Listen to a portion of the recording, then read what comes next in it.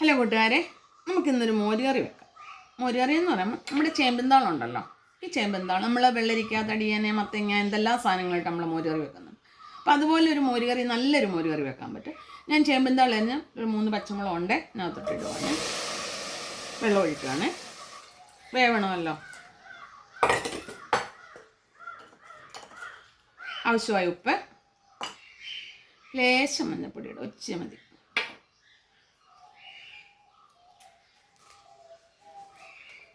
കറിവേപ്പിലയോടെ വേവട്ടെ. നമ്മുടെ ചേമ്പന്താളെല്ലാം റെഡി ആയിട്ടുണ്ട്. പച്ചമുളകും ചേമ്പന്താളെല്ലാം റെഡി ആയിട്ടുണ്ട്. ഫസ്റ്റ് തീ കുറച്ച് വെക്കണം. ഇതിനകത്ത് തേങ്ങയും ചുമന്നുള്ളിയും മാത്രം അരച്ചതാണ് കേട്ടോ.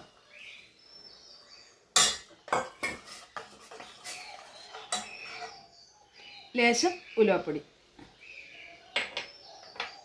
ജീരകപ്പൊടി,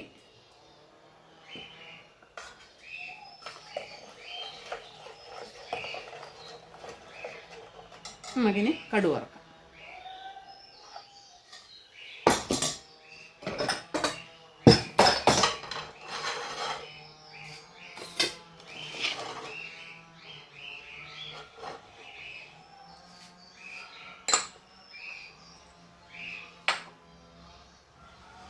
തവ വെച്ചിട്ടുണ്ട്, വെളിച്ചെണ്ണ ഒഴിക്കുവാണ്. എണ്ണ ചൂടായിട്ടുണ്ട്, കടുക് ഇടുവാണ്. കടുക് പൊട്ടിട്ടുണ്ട്, പച്ചമുളക്.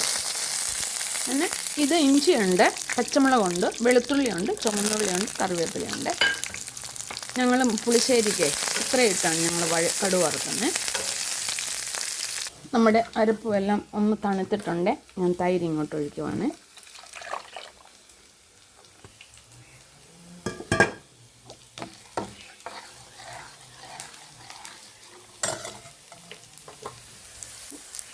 ലേശം കായപ്പൊടി ഇടുവാണ് കേട്ടോ.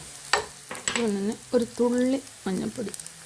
എനിക്ക് മഞ്ഞ കളർ ഒത്തിരി ഞാൻ മോരിനിടാറില്ല, ലേശം എടുത്തുള്ള.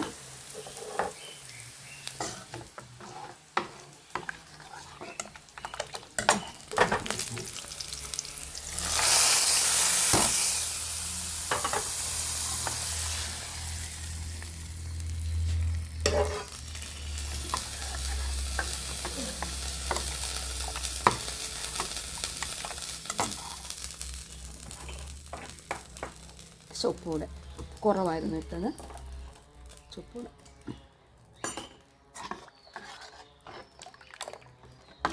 നമ്മൾ തടിയനെ, വെള്ളരിക്ക എന്തെല്ലാം സാധനങ്ങളായിട്ട് നമ്മൾ മോരുകറി വെക്കാം. അതുപോലെയുള്ള ചേമ്പന്താൾ ഗുണമുള്ളതല്ലേ അത്.